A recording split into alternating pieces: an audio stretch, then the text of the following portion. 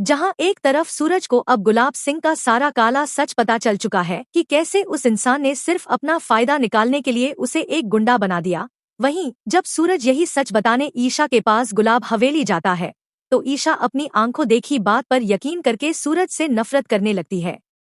उसे लगता है कि सूरज ही उसकी मां का कातिल है और वह उसे पुलिस के हवाले कर देती है। लेकिन कहानी का असली धमाका तो अब होने वाला है। पुलिस स्टेशन में गुलाब सिंह ने अपने पैसों के दम पर भ्रष्ट इंस्पेक्टर पर पूरा दबाव बना रखा है। सूरज का दोस्त आदित्य चाहकर भी उसकी मदद नहीं कर पा रहा। वह जेल की सलाखों के पास आकर सूरज से कहता है कि ऊपर से बहुत भयंकर दबाव है। वे लोग उसे फांसी या उम्रकैद दिलाने की पूरी कोशिश कर रहे हैं और उनके पास गुलाब सिंह के खिलाफ कोई पुख्ता सबूत भी नहीं है। सूरज का बचना बहुत मुश्किल लग रहा है, लेकिन जहां उम्मीद खत्म होती है वहीं से नया रास्ता खुलता है। दूसरी तरफ अनिल से अपनी जान बचाने के बाद बंधिया को समझ आ जाता है कि अगर आज सूरज को सजा मिली तो कल गुलाब सिंह उसे भी ढूंढकर मार डालेगा। खुद को और सूरज को बचाने के लिए बंधिया उसकी मदद करने का फैसला करती है और कोर्ट में गवाही देने का बड़ा निर्णय लेती है। रात के अंधेरे में वह छुपते छुपाते ईशा के कमरे में पहुंचती है। बंधिया को देखकर ईशा हैरान रह जाती है, लेकिन क्योंकि बंधिया ने कावेरी की जान बचाई थी इसलिए उसे उस पर पूरा भरोसा है। रोते हुए बंधिया गुलाब सिंह का सारा सच खोल देती है। वह बताती है कि कैसे गुलाब सिंह ने ही कावेरी को सालों तक बंधक बनाकर रखा था और सूरज तो सिर्फ एक मोहरा था। यह खौफनाक सच सुनकर ईशा के पैरों तले जमीन खिसक जाती है। उसका शक अब यकीन में बदल जाता है। वह रोते हुए मानती है कि उसने सूरज को गलत समझा। तभी अचानक दरवाजे के बाहर से गुलाब सिंह की आवाज आती है। आवाज सुनते ही ईशा घबरा जाती है और तुरंत बंधिया को खिड़की के बाहर छिपने के लिए कह देती है। कुछ देर बाद कहानी का सबसे बड़ा मोड़ आता है। आदित्य से अपनी जिंदगी के आखिरी आधे घंटे की मोहलत मांगकर सूरज दूसरी खिड़की से ईशा के कमरे में दाखिल होता है। उसकी आंखों में आंसू हैं। वह अकेले में सारा सच बताने की कोशिश करता है।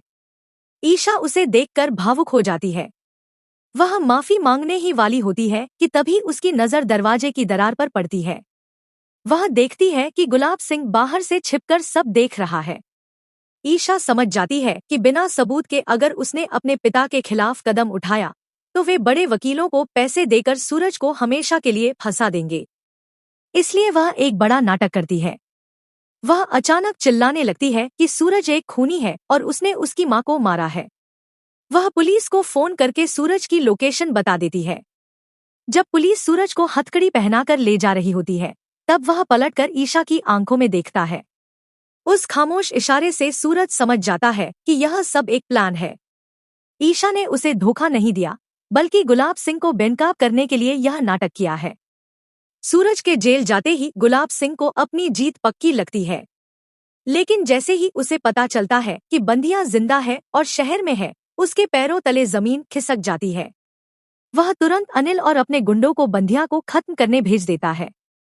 एक सुनसान जगह पर बंधिया को घेर लिया जाता है, लेकिन ठीक समय पर सूरज का दोस्त बंटी पहुंच जाता है।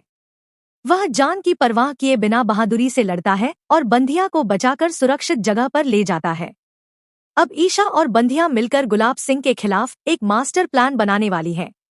आगे देखना बेहद दिलचस्प होगा कि क्या ईशा अपने ही पिता के खिलाफ कोर्ट में गवाही दे पाएगी और क्या सूरज को सजा से पहले बचा पाएगी। अगर आप भी चाहते हैं कि सच की जीत हो और सूरज बेगुनाह साबित हो तो अभी इस वीडियो को लाइक करें, कमेंट में लिखें सच की जीत और हमारे चैनल को सब्सक्राइब करना बिल्कुल मत भूलिए, क्योंकि यहाँ हर दिन मिलता है सबसे पहले, सबसे सटीक और सबसे धमाकेदार अपडेट।